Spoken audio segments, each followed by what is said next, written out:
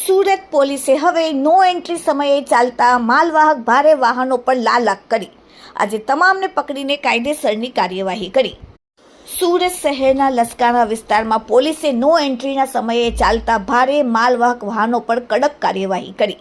No entry સમયે ચાલતા માલવાહકના 11 ચાલકોની ધરપકડ કરવામાં આવી। પોલીસે તમામ ચાલકો વિરુદ્ધ ગુનો નોંધીને કાયદેસરની કાર્યવાહી હાથ ધરી।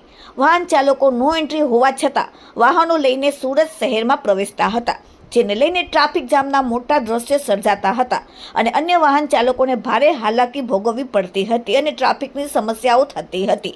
બેફામ દોડતા માલવાહકથી અનેક વાહન ચાલકોને અકસ્માતનો ભય પણ રહેતો હતો અને અંદર સુરત શહેરના શહેરી વિસ્તારમાં ભારે માલવાહક વાહનો પ્રતિબંધિત જાહેરનામાનો ભંગ કરતા માલવાહકોને આજે લસકાણા પોલીસે પકડીને અસરકારક કામગીરી કરી। સુરત પોલીસની આ કામગીરીથી લોકો વખાણ કરી રહ્યા છે અને ભારે માલવાહક હવે અંદર પ્રવેશતા પહેલા 100 વાર વિચારશે તેવું કહી રહ્યા છે। Bureau report, daily India TV, Surat.